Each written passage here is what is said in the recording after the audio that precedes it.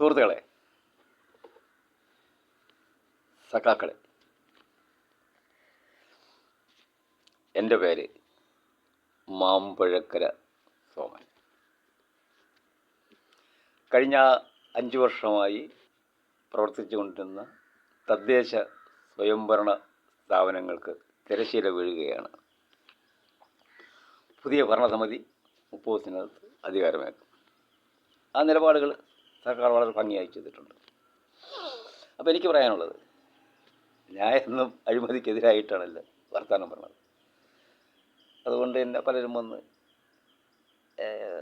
എൻ്റെ വീഡിയോയ്ക്ക് താഴെ വന്ന് പൂ എന്നൊക്കെ പറഞ്ഞ് ഭംഗിയായി. ഞാൻ മറുപടിയൊന്നും പറയില്ല, കാരണം അവനും അത് സ്വാതന്ത്ര്യമുണ്ട്. ഞാൻ ഒരു വീഡിയോ ചെയ്യുമ്പോൾ അത് പ്രതികരിക്കാനും ചീത്ത പറയാനും ഒക്കെ സ്വാതന്ത്ര്യമുണ്ടെന്ന് കരുതുന്ന ഒരാളെന്ന നിലയിൽ അതിന് മറുപടി ഞാൻ പറഞ്ഞിട്ടില്ല. പറയുന്നവരാരെന്ന് ചോദിച്ചാൽ അതുകൊണ്ട് ഞാൻ മറുപടി പറയുന്നില്ല. എൻ്റെ പഴയ സുഹൃത്തുക്കളായിരുന്നവരുമാണ്. അവരോട് ഞാൻ പിണങ്ങാൻ പോകില്ല. അവർ തെറ്റ് തിരുത്തട്ടെ സ്വയം. അപ്പോൾ ഞാൻ പറഞ്ഞു വരുന്നത്, അഴിമതി ഒരു മഹാവ്യാധി പോലെ പടർന്നു പിടിച്ചിരിക്കുകയാണ് ഇന്ത്യയിൽ, കേരളത്തിൽ. ആ ഒരു സാഹചര്യം വ്യക്തമായി നമ്മൾ മനസ്സിലാക്കണം. നമ്മുടെ മുന്നിൽ വരുന്ന സ്ഥാനാർത്ഥി ആണെന്ന് പറഞ്ഞ് വരുന്ന വിവിധ രാഷ്ട്രീയ കക്ഷിയാവാം, സ്വതന്ത്രന്മാരാവാം, അവരെ ശരിക്കും നമ്മൾ പരിശോധിക്കണം. വോട്ട് കിട്ടാൻ വേണ്ടി കാലിലും മറ്റേ മൂത്രമൊഴിക്കുന്ന സാധനത്തിലൊക്കെ ആണെങ്കിലും തൊട്ട് തൊഴും. വോട്ട് കിട്ടാൻ വേണ്ടി ആത്മാർത്ഥമായിട്ടല്ല. തൊട്ട് തൊഴുന്നത് നമ്മുടെ സംസ്കാരത്തിൻ്റെ ഒരു ഭാഗം തന്നെ, നിഷേധിക്കുന്നില്ല. തിരഞ്ഞെടുപ്പ് വരുമ്പം വോട്ട് കിട്ടാൻ വേണ്ടിയുള്ള തൊട്ട് തൊഴിൽ വളരെ കരുതലോടുകൂടി മാത്രമേ നമ്മളത് സ്വീകരിക്കാവൂ. അപ്പോൾ ഞാൻ പറഞ്ഞു വരുന്നത്, ഇപ്പോൾ പിരിഞ്ഞ് പോകുന്ന ആളുകളെ നമ്മളൊന്ന് വിശദീകരിക്കണം, വിലയിരുത്തണം. എങ്ങനെ വന്നു? എല്ലാവരും അല്ല, കുറച്ചൊരു എന്നാലും വരാൻ പാടില്ലല്ലോ തിരഞ്ഞെടുപ്പിൽ. ഇതിന് ശേഷമായാലും മുമ്പായാലും അഴിമതിക്കെതിരായി ഞാൻ ഒരുപാട് ജയിൽവാസം കിടന്നു. പോലീസിൻ്റെ ഇടി ഇഷ്ടം പോലെ കൊണ്ട് അട്ടക്കുളങ്ങരയും മറ്റും എല്ലാ ജയിലിലുമൊക്കെ കിടന്നു. ഇപ്പോഴൊക്കെ അതിൽ പ്രതിയാണ്. അതുകൊണ്ട് എനിക്ക് വലിയൊരു വിഷമം തോന്നുന്നില്ല. കാരണം അത് പ്രാക്ടീസായി. അഴിമതി എന്ന് പറയുന്നത് തെറ്റാണെന്ന് പറയുവാനുള്ള ഒരു തൻ്റെ ഇടം ഞാൻ പൊതുപ്രവർത്തനം തുടങ്ങിയ 16-17 വയസ്സ് മുതലേ ആരംഭിച്ചത് ഇപ്പോഴും ശക്തമായി നിലനിൽക്കുന്നു. ജയിക്കുക തോക്കുക എന്നുള്ളതല്ല, നമ്മളതിൻ്റേതായ നിലപാടുകൾ എന്താണ്. അപ്പോൾ ഞാൻ പറഞ്ഞു വരുന്നത്, കഴിഞ്ഞ പ്രാവശ്യം നമുക്ക് ചുറ്റും, ഞാൻ മുനിസിപ്പാലിറ്റിയും പഞ്ചായത്തും ഒന്നും പറയുന്നില്ല, ഒരു പുക്കയുമില്ലാതെ ഒരു മൈലുമില്ലാതെ തിരഞ്ഞെടുത്ത് വന്നു 5 വർഷം പൂർത്തീകരിക്കുമ്പോൾ അവരൊന്ന് ശ്രദ്ധിച്ചിട്ടുണ്ടോ? അവരെല്ലാം ബ്ലൈഡുകാരായിരിക്കുകയാണ്. ബ്ലൈഡ് ബാങ്കിൻ്റെ പലിശ ആണെങ്കിൽ പിന്നെയും സഹിക്കാം. കത്തി ബ്ലൈഡ്. ഇത് ഒരു ഭരണകൂടത്തിൻ്റെ അറിവോടെന്ന് പറയുന്നില്ല. ഇത് ഒരു രാഷ്ട്രീയക്കാരനല്ല. ഈ വൈകുന്നേരം കാറുകളും ബൈക്കിലും ഒക്കെ അങ്ങ് ചീറിപ്പാഞ്ഞു പോകും. എന്തിനാണ്? ലക്ഷക്കണക്കിന് രൂപ ആളുകൾക്ക് ബ്ലൈഡ് കൊടുത്തിരിക്കുകയാണ്, കടം കൊടുത്തിരിക്കുകയാണ്. അതിൻ്റെ പലിശ വാങ്ങാൻ വേണ്ടി പോവുകയാണ്. അത്തരം പലിശക്കാരന്മാർ, ആ ചിന്താഗതിയുള്ള പലരും, എല്ലാവരുമില്ല, ഇതാണ് ഞാൻ പറഞ്ഞത്, എല്ലാവരുമല്ല. സമൂഹത്തിൽ നിങ്ങൾക്കും അറിയാം, എനിക്കും അറിയാം, വോട്ടർമാർക്കറിയാം, തദ്ദേശ സ്വയംഭരണ സ്ഥാപനങ്ങളിലെ ഉദ്യോഗസ്ഥന്മാർക്കറിയാം, ഒരു നാടറിയാം, നാട്ടിനറിയാം, നാട്ടുകാർക്കറിയാം. ഈ പണം അവർ എങ്ങനെ ആർജിച്ചു, കണ്ടെത്തി. ലക്ഷക്കണക്കിന് രൂപ ബ്ലൈഡ് കൊടുക്കുമ്പോൾ അവൻ എന്തുമാത്രം വരുമാനം വ്യാജമായ രീതിയിൽ തട്ടിപ്പ് നടത്തി. അതായത് ഭൂമി, ഇപ്പോൾ 1 ഏക്കർ ഭൂമി എടുക്കും, മണ്ണും വീടും കൊടുക്കണ സ്കീമുണ്ടല്ല. ഇപ്പോൾ ഒരു 5 ലക്ഷം രൂപയ്ക്കായിരിക്കും ഒരു കുറ്റിക്കാട് കിട്ടുന്നത്. അതിനൊരു ഈ പാവങ്ങൾക്ക് 3 സെൻറ്റും 5 സെൻറ്റും കൊടുക്കുന്നിടത്ത് ജനപ്രതികൾ, ഞാനൊന്നും പറയുന്നില്ല, വാങ്ങുന്നത് 1 സെൻറ്റിന് ചിലപ്പോൾ 50,000 രൂപയായിരിക്കും യഥാർത്ഥ വില, മാർക്കറ്റ് വില. ഇവന്മാർ ഇടനിലക്കാരായി നിന്ന് അതിന് 4 ലക്ഷവും 4.5 ലക്ഷവും വിലയിട്ട് 50,000 രൂപ ആർക്ക് കൊടുക്കും? അപേക്ഷകന്. മണ്ണും വീടും കിട്ടിയവന്, പേരുള്ളവന് കൊടുക്കും. അപ്പോൾ ഒരു സെൻറ്റിന് എത്രയായി? 50,000 കഴിഞ്ഞ് ഏതാണ്ട് ഒരു സെൻറ്റ് ഇപ്പോൾ 3 ലക്ഷത്തിലധികം രൂപ 5 സെൻറ്റ് വിൽക്കുമ്പോൾ എത്രയായിരിക്കും? അങ്ങനെ ഈയും വരുമാനം കണ്ടെത്തിയിട്ടുണ്ട്.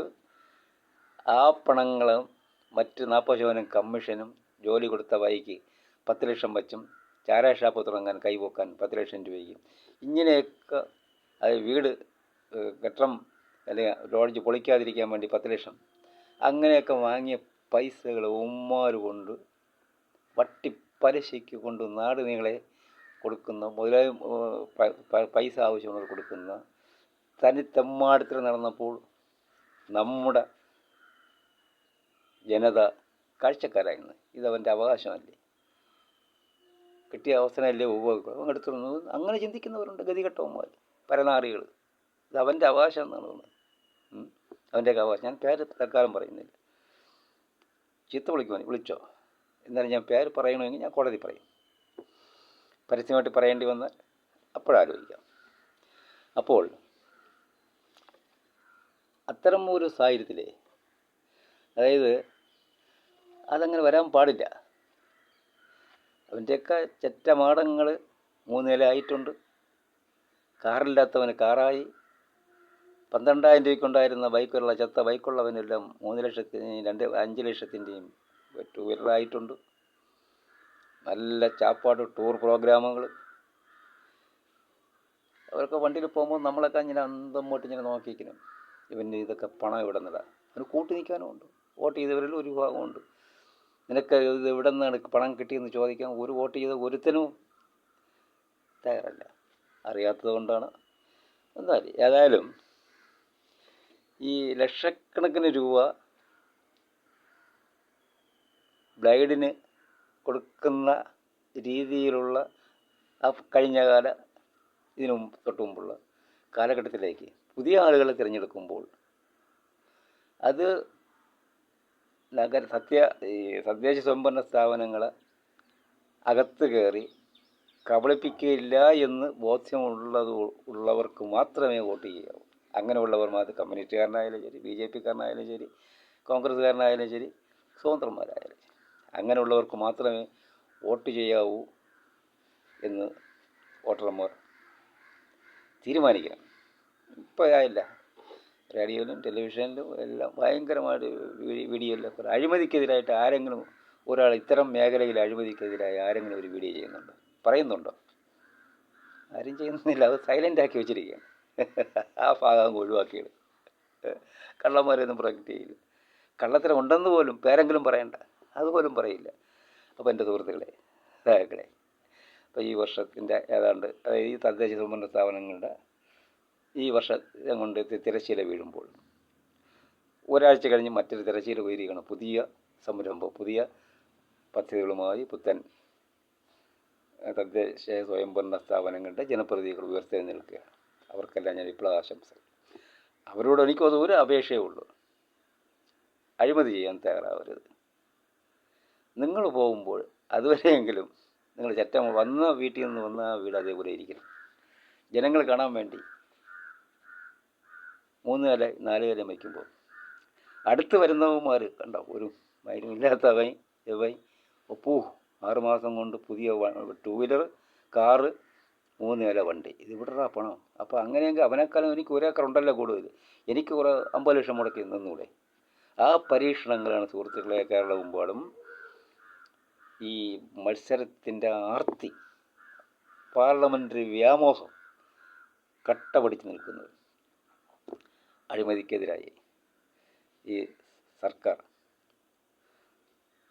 നിയമനിർമ്മാണം തദ്ദേശ സ്വയംഭരണ സ്ഥാപനങ്ങളിലെ അഴിമതി നിയമനിർമ്മാണങ്ങൾ നടത്തണം. പകരം ഇത്തരം ആളുകളെ ഒഴിവാക്കി കിട്ടാനുള്ള സംവിധാനങ്ങൾ ചെയ്യണം. പൈസ കൊതിയന്മാരായി നമ്മുടെ സമൂഹത്തെ, നമ്മുടെ സംസ്ഥാനത്തെ മാറ്റി ഒരു യുവതലമുറ അതിൻ്റെ പിന്നാലെ സഞ്ചരിക്കുന്നത് കാണുമ്പോൾ പരമകഷ്ടം. ഈ നാടെങ്ങോട്ട് പോകുന്നു. നല്ല നല്ല കാര്യങ്ങൾ ചെയ്യുന്നു ഈ ഗവൺമെൻറ്. പാവപ്പെട്ടവനെ വീടുകളിൽ നിന്ന് പുറത്താക്കരുതെന്ന് ബാങ്കുകൾക്ക് കർശന നിർദ്ദേശം കൊടുത്തിരിക്കുന്ന ഈ സർക്കാർ. സർഫാസി നിയമം മയരെ അടുത്തോട്ട് പോടാ, നിൻ്റെ ഇവിടെ ചിലവാകില്ല എന്ന് പറയാൻ തൻ്റെ ഇടം കാണിക്കുന്ന ഈ ഗവൺമെൻറ് തദ്ദേശ സ്വയംഭരണ സ്ഥാപനങ്ങളിലെ ഇത്തരം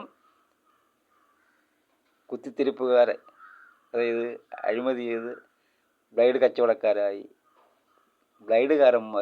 ബ്രോക്കർമാരായി കഴിയുന്ന അവസ്ഥയ്ക്കെതിരായി നിയമനിർമ്മാണം നടത്തണം. ഇവൻ എന്താണോ ആർജിച്ചിരുന്നത് അതുകൊണ്ട് മാത്രമേ 5 വർഷം കഴിയുമ്പോൾ പുറത്തു പോകാവൂ. ഇത് മാത്രം ഞാൻ ബഹുമാനപ്പെട്ട സർക്കാരിനോട്, പ്രതിപക്ഷ നിരയോട്, കക്ഷികളോട്, അതുപോലെ തന്നെ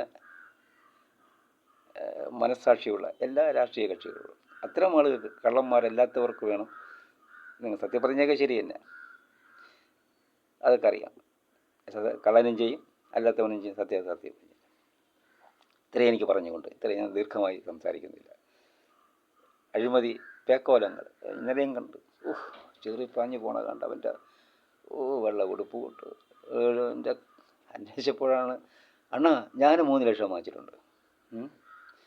കൊടുത്തവനെയും വാങ്ങിയവനെയും ഞാൻ തൽക്കാലം പറയുന്നില്ല. വച്ച് മതിയാക്കണം. അഴിമതിക്കെതിരായി ഈ നാട് ഉണരണം. കാട്ടുകള്ളന്മാർക്കെതിരെ വർത്തമാനം പറയുന്നു. ഈ തെരഞ്ഞെടുപ്പിൽ തദ്ദേശ സ്വയംഭരണ സ്ഥാപന ഈ മഹത്തായ ഈ പോരാട്ടത്തിൽ ഗവൺമെൻറ് കൃത്യമായി തെരഞ്ഞെടുപ്പ് നടത്തുമ്പോൾ കൃത്യമായി ഇത്തരം ആളുകൾ അടുത്ത ഈ തെരഞ്ഞെടുപ്പിൽ ബ്ലൈഡ് കച്ചവടത്തിന് വിധേയമായി തദ്ദേശ സ്വയംഭരണ സ്ഥാപനങ്ങളെ അഴിമതിവൽക്കരിച്ച് അതിന് കച്ചവടം ചെയ്ത് അഴിഞ്ഞാടുവാനുള്ള സാഹചര്യം കൊടുക്കരുത്. അതിനുള്ള നിർമ്മാണം നടത്തണം. അധികാരത്തിൽ തിരഞ്ഞെടുത്ത് വരുന്ന സുഹൃത്തുക്കളെ, സഹാക്കളെ, നല്ല നാളേക്ക് വേണ്ടി നമുക്ക് ഒരുമിച്ച് പൊരുതാം. ഇൻകുലാബ് സിന്ദാബാദ്.